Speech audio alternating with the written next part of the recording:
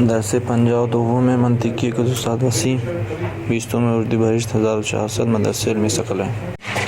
بسم اللہ الرحمن الرحیم وبہ نستعین انہ خیر ناصر و معین۔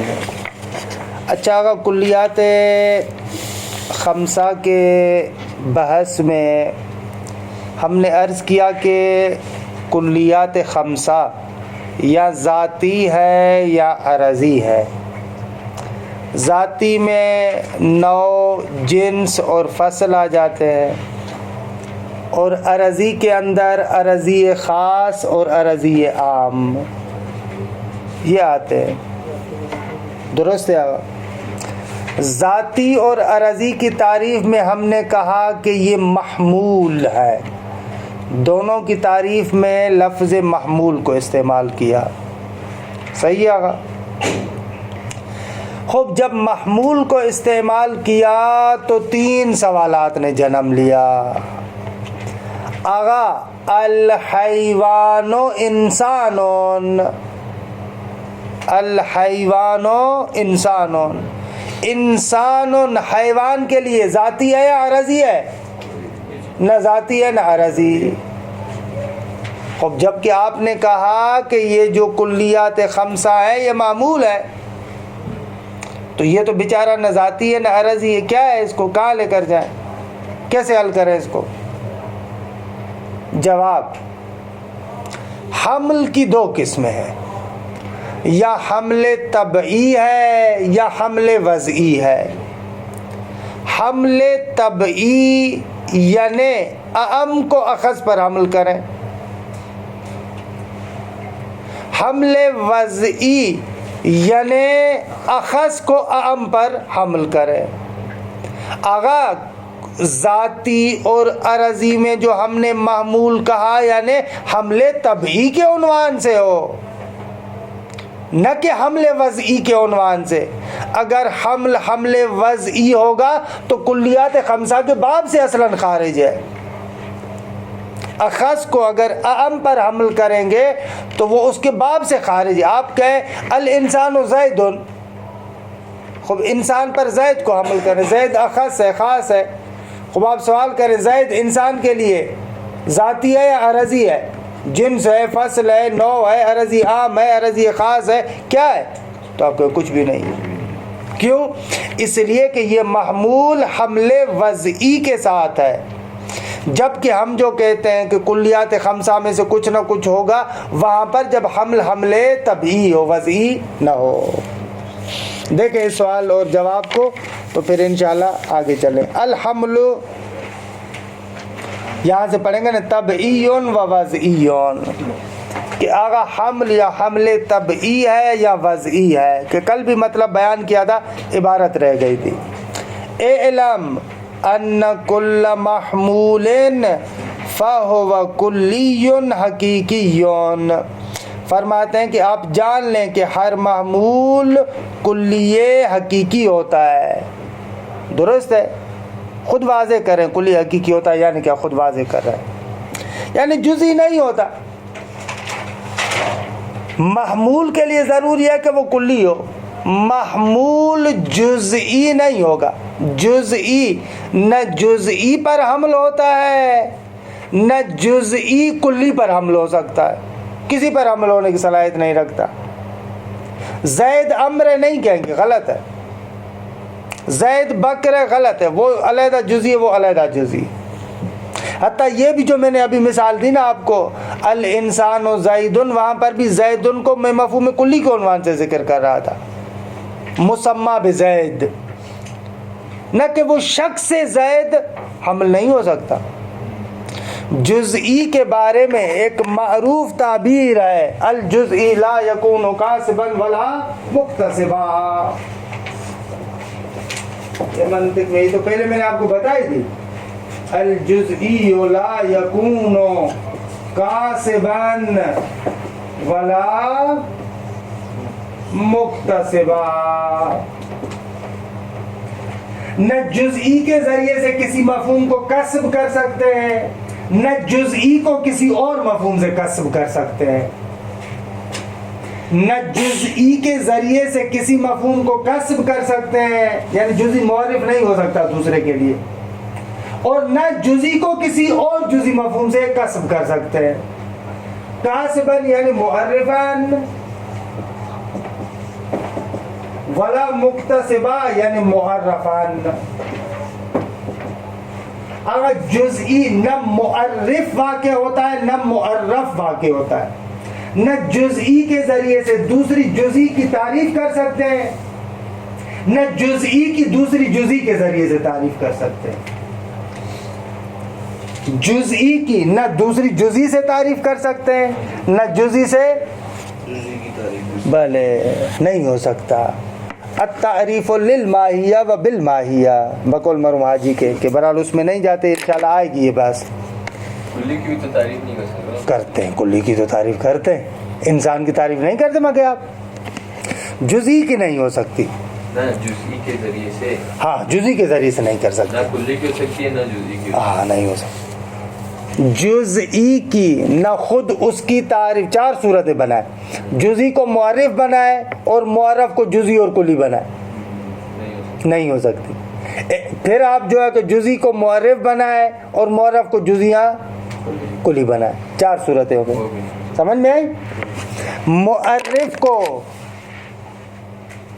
چار صورتیں ہوتی ہے نا، آقا ایک مرتبہ معرف آپ جزئی قرار دیں، صحیح ہے؟ جزئی معرف، اس کو چھوڑیں آپ یوں لکھیں گے، یہ معرف ہے، ٹھیک ہے؟ جزئی معرف، معرف جزئی کی تعریف کریں آپ، اگر تعریف دو میں سے کسی ایک چیز کے ساتھ کریں گے، یا جزئی کے ساتھ کریں گے یا کلی کے ساتھ کریں گے، دونوں نہیں ہو سکتی۔ معرف جزئی ہو تو اس کی تعریف نہ جزئی سے ہوگی نہ کلی سے ہوگی، صحیح؟ یہ معرف جزئی کو بنائے۔ اب آئیں آپ معرف جزئی کو بنائیں، معرف کس کو بنائیں؟ جزئی کو۔ اگر اس کا معرف چاہے جزئی ہو چاہے کلی ہو،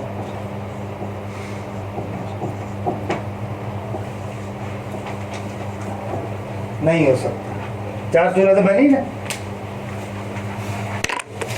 جزئی کی تعریف کیسے کریں گے؟ جی جزئی کی تعریف کریں گے کیسے؟ ابھی تو کہہ رہے ہیں نہیں ہو سکتی، یہی تو کہہ رہے ہیں کہ نہیں کر سکتے، ابھی یہی تو کہہ رہے ہیں کہ جزئی کی تعریف نہیں کر سکتے آپ۔ جزئی کو یا اپنے حواس خمسہ کے ذریعے سے محسوس کریں گے، اگر محسوسات میں سے مثلا یہ، اس کو میں حواس خمسہ کے ذریعے سے محسوس کروں گا، مثلا یہ، اس کو حواس خمسہ کے ذریعے سے محسوس کروں گا۔ اگر وجدانیات میں سے خود آپ کے اپنی نفسانی اوصاف ہیں تو آپ اس کو اپنے وجود کے اندر حس کریں گے۔ جزئی کو محسوس کریں گے آپ یا اپنے حواس خمسہ ظاہرہ کے ذریعے سے یا باطنی حواس کے ذریعے سے، اس کی تعریف نہیں ہوگی جزئی کی۔ الجزئی لا یکون کاسبا ولا مکتسبا، جزئی نہ معرف واقع ہو سکتا ہے نہ معرف واقع ہو سکتا ہے۔ روشن شد؟ اللہ انشاءاللہ تعریف کی بات پھر بھی آئے گی، اور زیادہ تفصیلات سے عرض کریں گے۔ تعریف کریں گے وہ اسی جزئی کے کلی مفہوم ہوگا، کلی کی تعریف ہوگی، تعریف ہمیشہ کلی کی ہوگی، برہان کلی میں جاری ہوگا، تعریف کلی میں جاری ہوگی۔ اسی لیے منطق کے اندر قضیہ شخصیہ معتبر نہیں ہوتا، ہیچ ارزشی ندارے تو منطق، کیونکہ نہ برہان واقع ہو سکتا ہے قضیہ شخصیہ میں، اور جزئی کے بارے میں نہ تعریف کی بات کو مطرح کر سکتے ہیں آپ، ایسے۔ خوب اعلم ان کل محمول فہو کلی حقیقی، ہر معمول کلی حقیقی ہے، کیونکہ لأن الجزئی الحقیقی بما هو جزئی لا يحمل على غیرہ۔ اگر جزئی حقیقی، حقیقی کی قید کیوں لگائی؟ تاکہ اضافی کو خارج کرے، اضافی حمل ہو سکتی ہے۔ پھر اس حقیقی کی قید کے بعد پھر کہہ رہے ہیں بما ہوا جزئیون. یہ قید کیوں لے کر آئے؟ کیونکہ آپ اس جزئی حقیقی کو کلی کی تعویل میں نہ لے کر جائیں، یعنی جزئی حقیقی کو جزئی حقیقی رہنے دیں. کیونکہ ہو سکتا ہے نا زید جزئی حقیقی آپ اس کی تعویل کر، مثلا کہ مسمى بزید، نہ ایسے نہ کریں آپ. لأن الجزئی الحقیقی بما ہوا جزئیون، جزئی حقیقی اس اعتبار سے کہ جزئی حقیقی ہے، لا یحمل علی غیرہ، اپنے غیر پر قابل حمل نہیں ہے. اس کا غیر چاہے دوسرا جزئی حقیقی ہو چاہے کلی ہو، فرق ہی نمی کو نہیں. جزئی زید کو امر پر بھی عمل نہیں کر سکتے اور زید کو خود کلی پر بھی عمل نہیں کر سکتے. مثلا آپ نہیں کہہ سکتے زید امر ہے، آغا الیاس آغا سبزواری ہے، غلط ہے، نہیں کہہ سکتے. تو جزئی کو جزئی پہ آپ عمل کر رہے ہیں، نہیں کر رہے، نہیں کر سکتے. وہ یہ نہیں ہو سکتا. ہاں یہ نہیں ہو سکتا. اور جزئی کو کلی پر عمل کریں یہ بھی نہیں ہو سکتا. زید انسان ہے استاد. نہیں، یہ آپ انسان کو حمل کر رہے ہیں زید پر، نہ کہ زید کو انسان پر حمل کر رہے ہیں. ہم کہہ رہے ہیں جزئی حمل نہیں ہو سکتا، کلی تو حمل ہو سکتا ہے. آپ کہہ رہے ہیں زید انسان ہے، زید پر انسان کو آپ نے حمل کیا. یہاں پر یہ تو یہ جو یہی صورت بنتی ہے نا استاد، زید انسان ہے، جزئی زید انسان ہے، نہ یہ تو تعریف کی بات کر رہا ہوں، حمل کی بات نہیں کر رہا. یہ تو میں نے تعریف کی بات کی ہے میری جان. بھلے استاد تو تعریف میں ہم وہ کریں. یہ تعریف اور چیز ہے، یہ حمل اور چیز ہے میری جان. میں کہہ رہا ہوں حمل نہیں کر سکتے، یہ میں نے کہا کہ تعریف نہیں ہو سکتی. وہ جو آپ کو بیان کیا وہ اس مطلب کی وضاحت تھی، الجزئی لا یکون کاسبا ولا مکتسبا، اس کی وضاحت تھی. یہاں پر ابھی حمل کی بات کر رہا ہوں کہ زید پر آیا حمل ہو سکتا ہے یا نہیں. کلی حمل ہو سکتی ہے، اما کلی کے ذریعے سے تعریف نہیں کر سکتے. کاتی ہو گیا، مطلب مل گیا. یہ بات ہے تعریف کی کہ جزئی کی تعریف نہیں ہو سکتی. ھذا شیء، جزئی پر کیا حمل ہو سکتا ہے کیا حمل نہیں ہو سکتا، ھذا شیء آخر. یہاں پر ابھی حمل کی بات کر رہے ہیں. لأن الجزئی الحقیقی بما ہوا جزئی لا یحمل علی غیرہ، اپنے غیر پر حمل نہیں ہوتی. وَكُلُّ كُلِّيٍّ أَعَمَّ بِحَسَبِ الْمَفْهُومِ فَهُوَ مَحْمُولٌ بِالطَّبْعِ عَلَى مَا هُوَ أَخَصُّ مِنْهُ مَفْهُومًا. کُلُّ كُلِّيٍّ، ہر وہ کلی کہ جس کی صفت کیا ہے کہ وہ اعم ہو، بحسب المفہوم، ہر وہ کلی جو مفہوم کے اعتبار سے اعم ہو. مبتدا فَهُوَ مَحْمُولٌ بِالطَّبْعِ عَلَى مَا هُوَ أَخَصُّ مِنْهُ مَفْهُومًا، تو وہ کلی جو اعم ہے مفہوم کے اعتبار سے وہ حمل کی جاتی ہے عَلَى مَا هُوَ أَخَصُّ مِنْهُ مَفْهُومًا، اس پر کہ جو اس سے مفہوماً اخص ہوتا ہے. اور یہ محمول بھی محمول بالطبع ہے. روشن ہوا مطلب، جس کو میں نے ایسے بیان کیا تھا نا آپ کے سامنے. اعم کو اخص پر جب بھی آپ حمل کریں گے یہ حمل بالطبع ہوگا. ہم انہوں میں خات بھی کہہ دیگے. کل کلی اعم بحسب المفہوم، ہر وہ کلی جو مفہوم کے لحاظ سے اعم ہو، فہو محمول بالطبع، وہ بالطبع حمل ہوگی کس پر، علی ما هو اخص منہ، اس مفہوم پر کہ جو اخص ہے منہ، اس مفہوم اعم سے. درست ہے، اس سے اخص ہو. البتہ یہ اعم اور اخص مفہوم کے لحاظ سے، صدق کے لحاظ سے نہیں کہہ رہے. دو چیزیں نا، ہم نے دو مرتبہ آپ کو بیان کیا ہے کہ دو چیزوں کے درمیان جو نسبت ہے اعم اور اخص کی، یہاں فقط خالی کبھی کبھار مفہوم کے لحاظ سے ہوتی ہے اور کبھی کبھار مصداق کے لحاظ سے ہوتی ہے، صدق کے لحاظ سے ہوتی ہے. مثلا انسان اور ناطق، خب مفہوم کے لحاظ سے یہ اعم و اخص ہے کیونکہ ناطق کا مفہوم اعم ہے. خب ہر وہ کہ جو کلی کو درک کرے، سواء کان انسانان او غیرہ، چاہے وہ انسان ہو یا غیر انسان ہو. فرشتہ بھی درک کرتا ہے مثلا کلیات کو، خدا بھی درک کرتا ہے. خب اس لحاظ سے مفہوم کے لحاظ سے ناطق کیا ہے، اعم ہے. درست ہے. مفہوم کے لحاظ سے ناطق مثلاً عام ہے، مصداق کے لحاظ سے بھلے کوئی بندہ آ کر کہ مصداق کے لحاظ سے دونوں مساوی ہیں. ہم اگر ناطق فرشتے کو نہیں کہتے، اگر ہم ناطق مثلا خدا کو نہیں کہتے مثلا، کیونکہ ناطق جو مجہولات سے مثلا معلومات کی طرف جاتا ہے، خوب یہ چیزیں خدا اور ملائکہ کے مورد میں متصور نہیں ہے. مثال کے طور پر کوئی بندہ آ کر ایسے کہے تو مصداقاً دونوں مساوی ہیں، لیکن مفہوماً دونوں کیا ہے، عام اور اخص ہیں. تو یہاں پر ہم یہ کہہ رہے ہیں ہر وہ مفہوم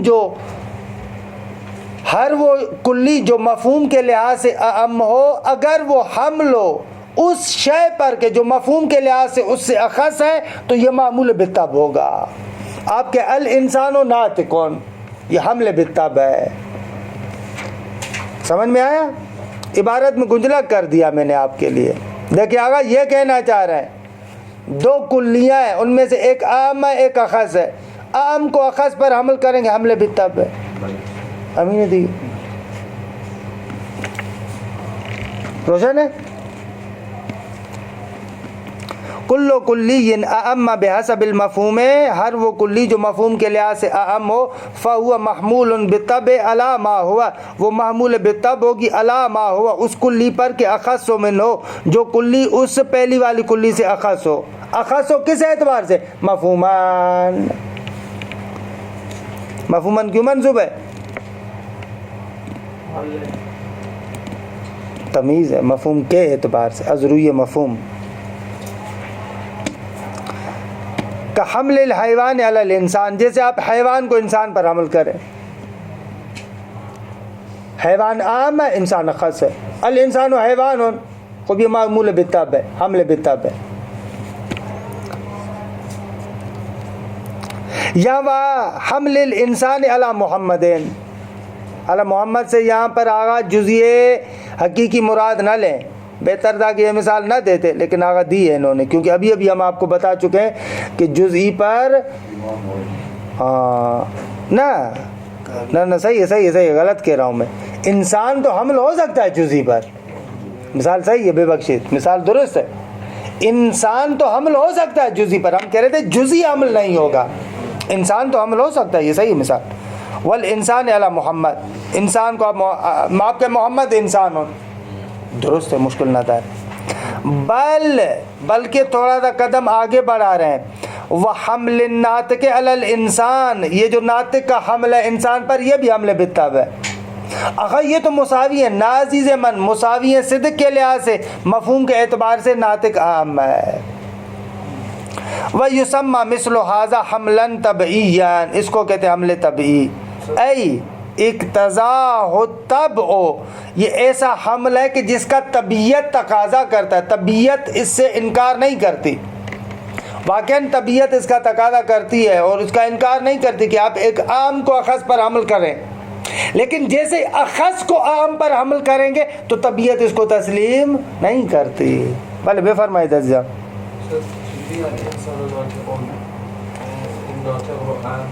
مفہوم از لحاظ مفہوم، چون مفہوم ناطق یعنی چی، یعنی ہر کسی کے ہر چیزی کے درک داشته باشه، چه انسان باشه چه غیر انسان باشه، از لحاظ مفهوم اعم ہے.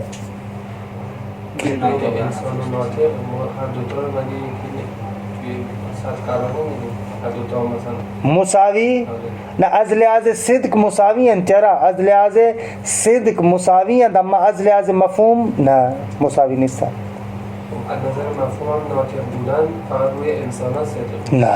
نه بعض آوردید صدق، بعض صدق نمیکنیم، فقط مفهوم را لحاظ کنید. ناطق یعنی کسی که نطق داشته باشه، حالا هر چی باشه. بلکہ پرانی طبیعت کے اعتبار سے تو حتی صدق کے لحاظ سے بھی اہم ہے، کیونکہ وہ لوگ افلاک کو بھی کہتے تھے ناطق. افلاک کے بارے میں پرانی طبیعت کے میں کہتے تھے وہ بھی حیوان و ناطقن. اسی لیے خواجہ نصیر الدین طوسی جب انسان کی تعریف کرتے ہیں اپنی کتابوں میں کہتے ہیں حیوان و ناطقن تعریف کامل نہیں ہے، کیونکہ حیوان ناطق تو فلک بھی ہے. بس کیا کریں، کہا کہ تعریف میں ایک لفظ بڑھاؤ، الانسان و حیوان و ناطقن مائتون، کہ انسان مرتا بھی ہے، فلک مرتا نہیں ہے. تو وہ اگر اس لحاظ سے دیکھیں تو ناطق خود یعنی صدق کے لحاظ سے بھی عام ہے، لیکن یہاں پر ابھی آپ مفہوم کی طرف ناظر ہیں، اس پرانی طبیعیات کے بحث کی طرف نہیں جاتے، کیونکہ وہ پرانی طبیعیات کی جو بحث تھی وہ افلاک بیچارے مر گئے. خواجہ کہہ رہے تھے کہ نہیں مرے لیکن مر گئے یعنی ثابت ہوا کہ ہے ہی نہیں.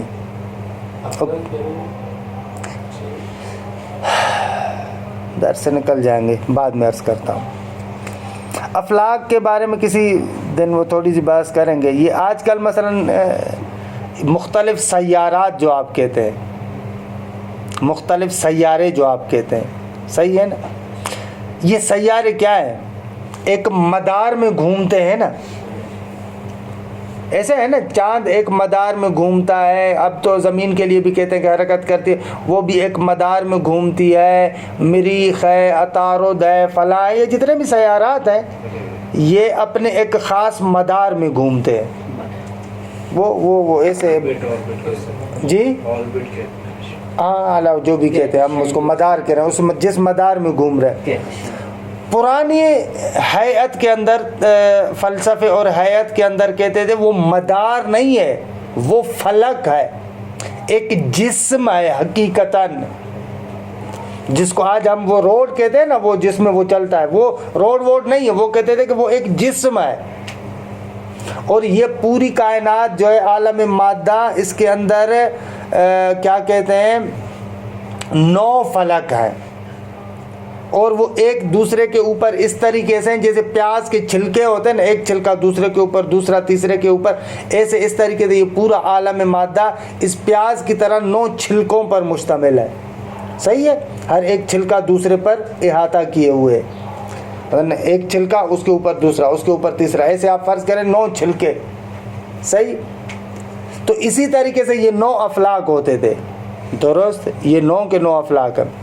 ان کا جسم ہمارے جسم سے فرق کرتا تھا. ہمارے جسم کو کہتے ہیں جسم عنصری، اس جسم کو کہتے تھے جسم اثیری، سا کے ساتھ، جسم اثیری. وہ لطیف جسم ہوتا تھا. یہ والا جو جسم ہے، جو ہمارا جسم ہے، اس کو کہتے ہیں فلک قمر کے نیچے جتنے بھی چیزیں ہیں، ان کا جو عنصر ہے، ان کا یہ ہے، اس میں اختلاف بھی پیدا ہوتا ہے، فساد بھی ہوتا ہے، کون و فساد ہوتا ہے.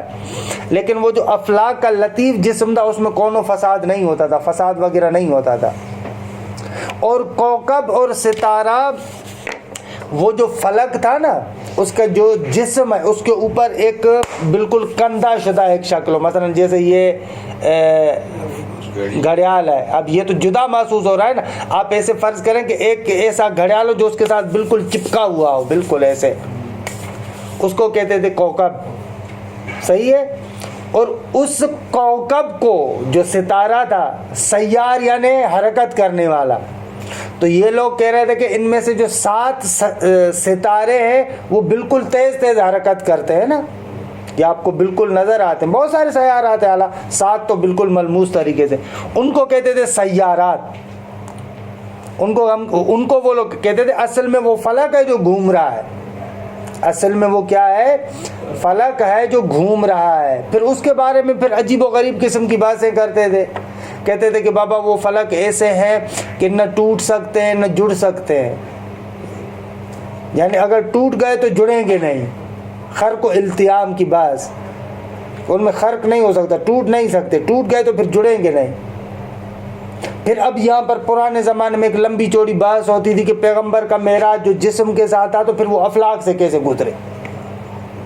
افلاک میں تو خرق و التیام محال ہے، خوب وہاں سے کیسے گزرے، او الا ماشاء اللہ، ایسے بحثیں ہوتی تھی. لیکن آج کل کے زمانے میں ثابت ہوا کہ یہ سارے فرضیے ہیں، ہیچ چیز درست نہیں. یہ جو افلاک کی بحث کر رہے ہیں آپ، یہ افلاک درست نہیں، ایسے نہیں ہے. افلاک وہ مدار ہے اصلا، یہ آپ نے اپنی طرف سے ایک جسم بنا. وہ موالی والا قصہ سنا ہے نا آپ نے، یہ افلاک کی بحث اس موالی والی بات کی طرح ہے. کہتے ہیں کہ ایک گاؤں کے اندر چند موالی رہتے تھے، تھوڑا سا شہر کے باہر. تو ایک نے کہا کہ یار یہ ہمیشہ یہ جو لوگ ہیں کبھی اس سے پیسے مانگنے پڑتے ہیں، کبھی اس سے مانگنے پڑتے ہیں، کبھی اس سے مانگنے پڑتے ہیں، گزارا ہی نہیں ہوتا.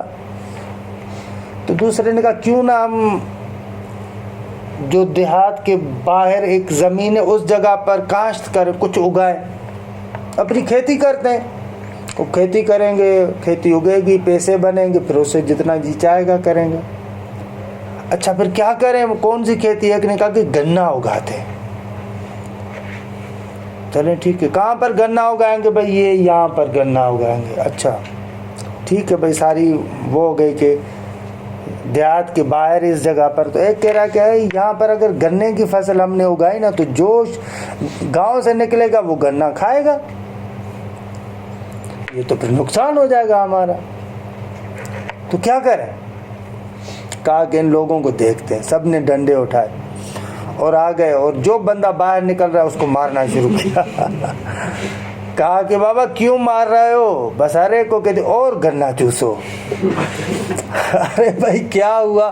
کہا کہ ہم نے سوچا ہے یہاں پر فصل اگائیں گے، پھر یہاں پر گنے کی فصل ہوگی، تم لوگ آؤ گے، گنے توڑو گے، گنے چوسو گے، لہذا تم لوگوں کو مار رہے ہیں، اور گنا چوسو۔ افلاک کی بحث بھی ایسے ہی اس موالی کے جملے کی طرح ہے، اور گنا چوسو، یعنی ادھر سے ہم نے ایک فلک بنایا، پھر فلک کے بارے میں کہا خرق محال ہے، التیام محال ہے، ٹوٹ نہیں سکتا، ٹوٹے گا تو جڑے گا کیسے؟ اب پیغمبر کے معراج کا مسئلہ ہوا، یعنی یہ اس طریقے سے پوری موالی والی بات ہے۔ خلاصے باہر چلے گئے۔ وَأَمَّا الْعَكْسُ، لیکن برعکس اس کے، وَهُوَ حَمْلُ الْأَخَصِّ مَفْهُومًا عَلَى الْأَعَمِّ، عکس یعنی کیا؟ یعنی جو مفہوم کے اعتبار سے اخص ہے اس کو حمل کریں کس پر؟ علی العام، اس پر کہ جو عام ہے۔ وَأَمَّا الْعَكْسُ فَلَيْسَ هُوَ حَمْلًا طَبْعِيًّا، لیکن جو برعکس ہے یعنی اخص کا حمل کرنا عام پر، یہ حمل طبعی نہیں ہے، بل بالوضع جعلی ہے، بل بالوضع والجعل، یہ وضع، جعل، من گھڑت، ہتھرادو، اپنی جیب سے نکالا ہوا، اس طریقے کا عمل ہے۔ صحیح ہے؟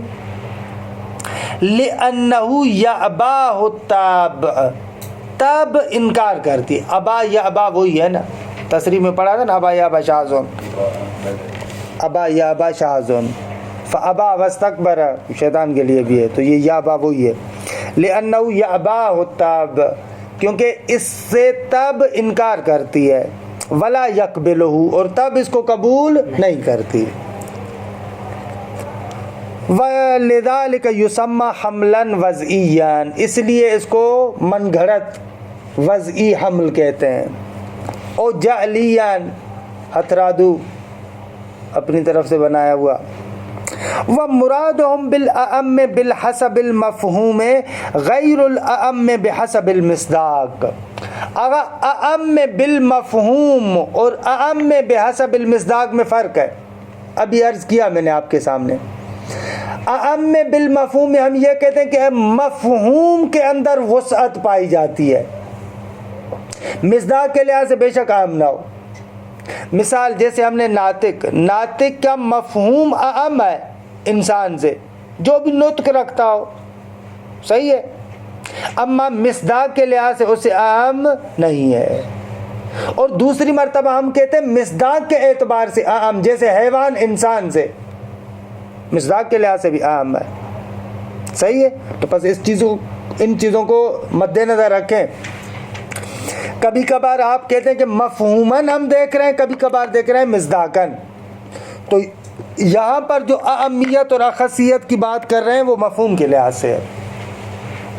وَمُرَادُهُمْ بِالْأَعَمِّ بِحَسَبِ الْمَفْهُومِ غَيْرُ الْأَعَمِّ بِحَسَبِ الْمِصْدَاقِ الَّذِي تَقَدَّمَ الْكَلَامُ عَلَيْهِ فِي النِّسَابِ، منطقیوں کی مراد اعم بحسب المفہوم سے غیر ہے اس اعم کے کہ جو مصداق کے اعتبار سے ہے، کہ الذی تقدم الکلام علیہ فی النساب، کہ جس کے بارے میں گفتگو ہم نسب اربعہ کے بعد میں کر چکے ہیں۔ وہاں پر تذکر دیا تھا آپ کو سیف اور صارم کی مثال میں۔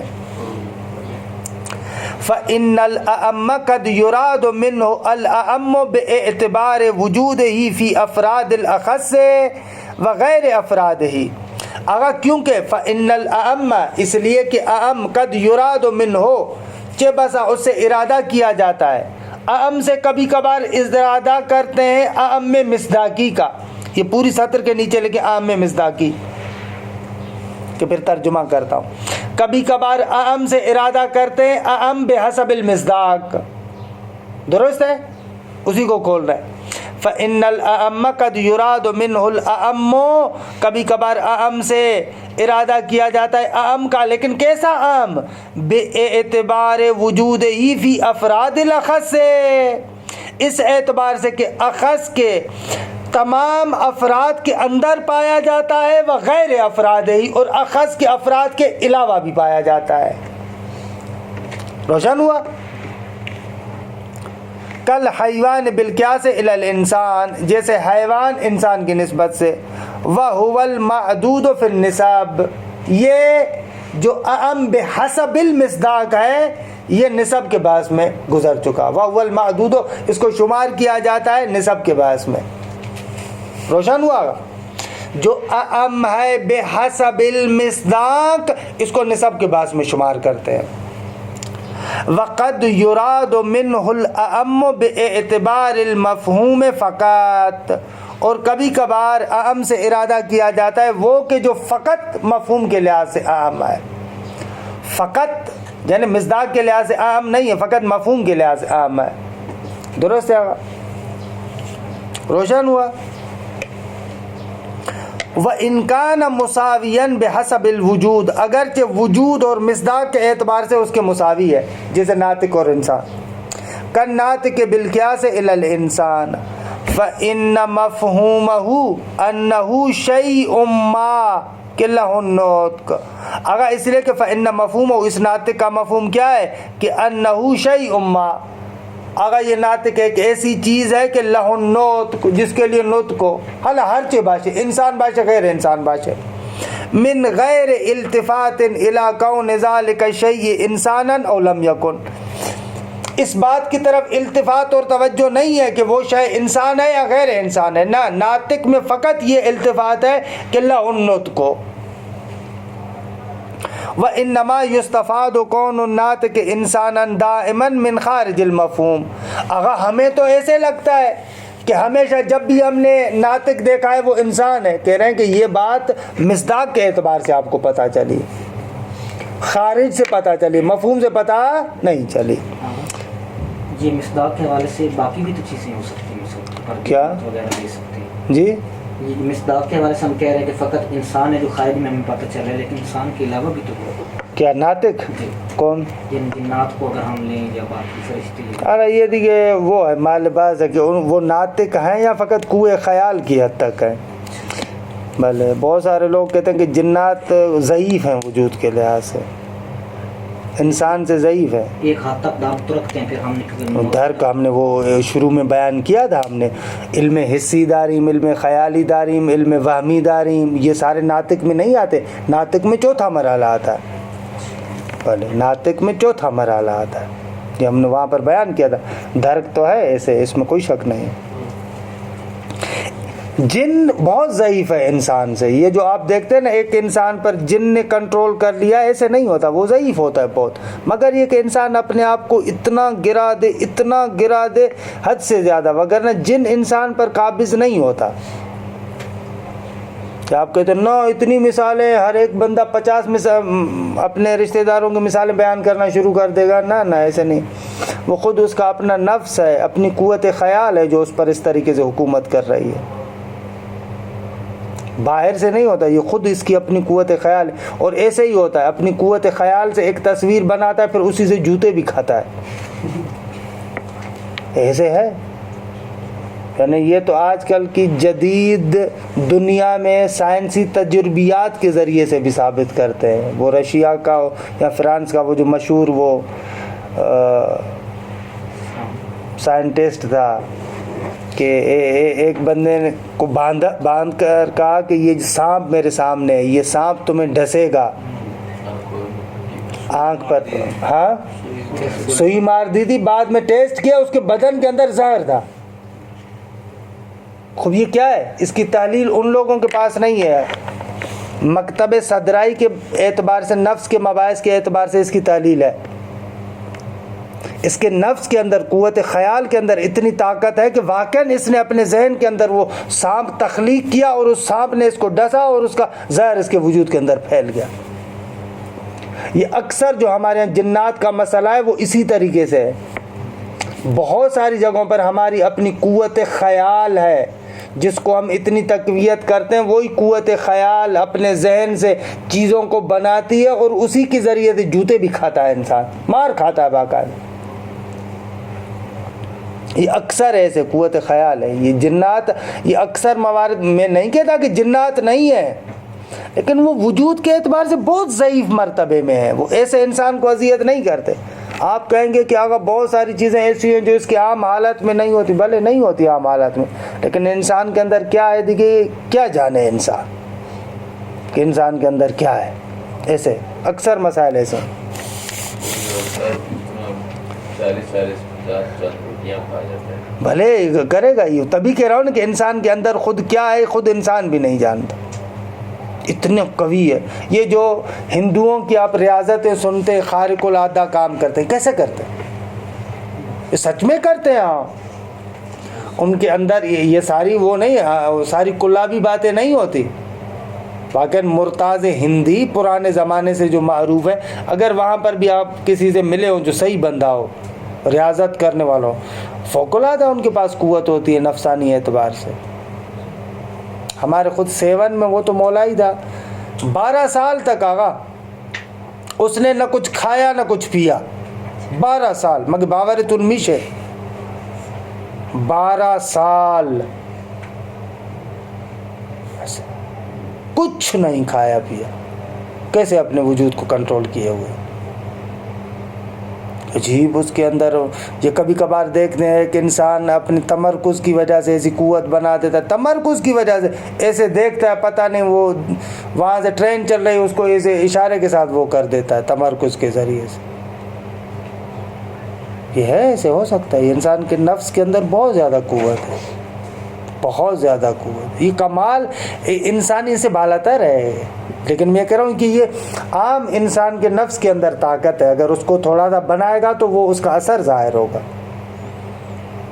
یہ جنات بھی اکثر اسی طریقے سے ہمارے اپنے ذہن کی بناوٹ ہے، اور ان کے ذریعے سے اذیت بھی ہوتے ہیں بہت زیادہ۔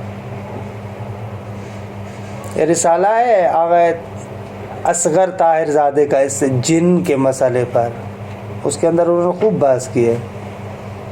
یہی تعلیل ہے جو عرض کر رہا ہوں میں آپ کے سامنے۔ فالناطق بحسب المفہوم اعم من الانسان۔ اللہ یہ بیچ بیچ میں باہر میں جان بوجھ کے نکل رہا ہوں تھوڑا سا آپ کو فریش کرنے کے لیے۔ فالناطق بحسب المفہوم اعم من الانسان، آغا ناطق مفہوم کے اعتبار سے انسان سے کیا ہے؟ اعم ہے۔ وکذالک الزاہق، اسی طریقے سے زاہق بھی مفہوماً اعم ہے، مصداقاً مساوی ہے۔ وَإِنْ كَانَا بِحَسَبِ الْوُجُودِ مُسَاوِيَيْنِ لَا، اگرچہ یہ دونوں کانا یعنی ناطق اور زاہق، یہ دونوں اگرچہ یہ دونوں وجود کے اعتبار سے انسان کے کیا ہے؟ مساوی ہے۔ وَهَكَذَا جَمِيعُ الْمُشْتَقَّاتِ، اور اسی طریقے سے تمام مشتقات لا تدل علی خصوصیت ما تقال علیہ، درست ہے؟ بھلے یہ جو کہہ رہے ہیں کہ اسی طرح سے ظاہر کہ تو ہم انسان کو بھی بغیر مصداق کے مفہوماً اگر سوچیں، مفہوم انسان کیسے؟ مفہوم انسان میں تو ناطقیت چھپی ہوئی ہے نا، وہ تو مفہوم مصداق انسان ہمیں مصداق کے ذریعے سے پتہ لگ رہا ہے نا، اسی طرح سے ظاہق اور ناطق جو ہے وہ مصداق کے ذریعے سے ہمیں اس کا مطلب نہ مفہوم کے لحاظ سے میں کہہ رہا ہوں۔ نہیں، جب ہم سمجھتے ہیں اس کا مطلب، یعنی خود ناطق کیا ہے انسان کو دیکھ کے سمجھ آتی ہے، یا خود ظاہق؟ نہ، ناطق اصلاً انسان کی ذات میں داخل ہے نا، مصداق کی طرف نہ بھی جائے۔ مفہوم انسان کے اندر مفہوم ناطق داخل ہے۔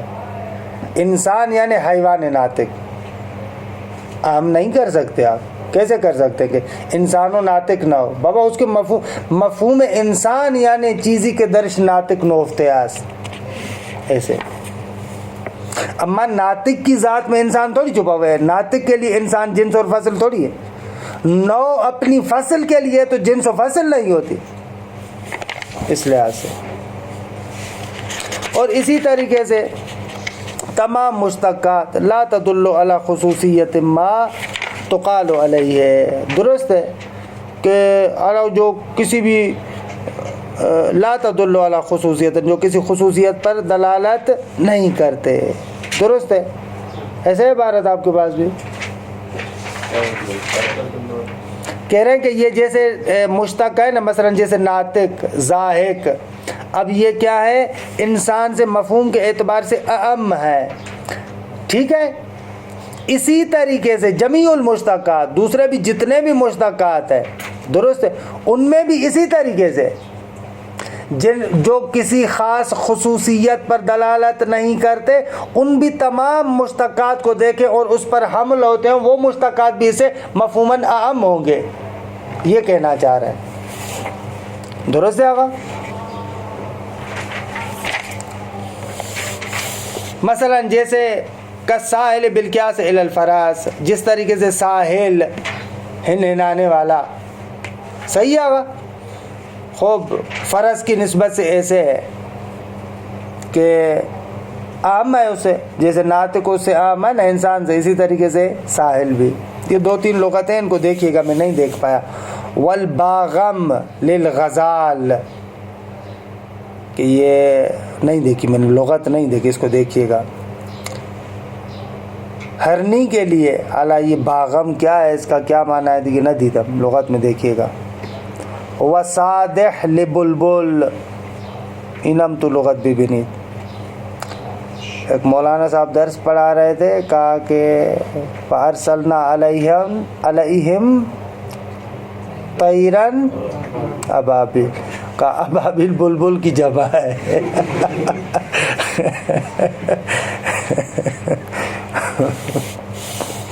ہمارے ہاں بھی تو ایسے کرتے ہیں نا. ابابیل کا ترجمہ کیا کرتے ہیں؟ ابابیل پرندہ، حالانکہ نہیں ہے، یہ معنی نہیں ہے ابابیل کا. ابابیل پرندوں کے جھنڈ کو کہتے ہیں، نہ کہ ابابیل یعنی وہ جو ہمارے ہاں پرندہ ہوتا ہے. ہمارے ہاں ابابیل سے مراد وہ ہمارے والا ابابیل لیتے ہیں، لیکن قرآن میں یہ جو ابابیل ہے، نہ کہ یہ والا پرندہ. ابابیل یعنی پرندوں کا جھنڈ. یہ عجیب معنی ہوتا ہے. کچھ کہتے ہیں کہ فرشتے ہیں وہ چڑیوں کے روپ میں آتے ہیں، ان کو ابابیل کہتے ہیں. نہ یہ کسی نے نہیں کہا. یہ کس نے کہا؟ اور ٹی وی پہ کہتے تو ٹی وی کو چھوڑے، اب آپ ان کی بات آپ کے لیے معتبر تو ٹھیک ہے. آپ ماشاءاللہ وہ علماء میں. والماشی للحیوان، ماشی حیوان کے لیے. آغا جان وَإِذَا اِتَّزَا ذَلِكَ يَظْهَرُ الْجَوَابُ عَنِ السُّؤَالِ الْأَوَّلِ، جب یہ حمل طبعی اور وضعی آپ کے لیے روشن ہو گیا تو سوال اول کا جواب واضح ہوا کہ لأن المقصود من المحمول فی الکلیات الخمسہ المحمول بالتاب. آپ نے کہا الحیوان و انسانون میں، انسانون حیوان کے لیے کیا ہے؟ کلیات خمسہ میں سے کیا ہے؟ ہم کہیں گے کچھ نہیں، اصلاً کلیات خمسہ کے بعد سے خارج ہے. کلیات خمسہ میں جو محمول ہے، محمول بالتاب و مراد ہے. یہاں پر معمول بالواضح ہے. لأن المقصود من المحمول فی الکلیات الخمسہ المحمول بالتاب لا مطلقاً، نہ کہ مطلق حمل چاہے حمل طبعی ہو یا وضعی ہو، وہ مراد تھوڑی ہے. خصوصیت سے مراد معمول بالتاب ہے. کہ بعد والی بات یہ جو حمل ذاتی اولی اور شائع سنائی، یہ میں نے دونوں کی تعریف آپ کو بتائی ہوئی ہے. اگر کل ہمت کر کے آپ خود سے عبارت پڑھیں تو مہربانی ہوگی، وگرنہ خود ہم پڑھ لیں گے، کیا کریں گے. وصلی اللہ علی محمد و اہل بیتہ الطیبین الطاہرین. اللہم صلی علی محمد علی محمد علی محمد علی محمد علی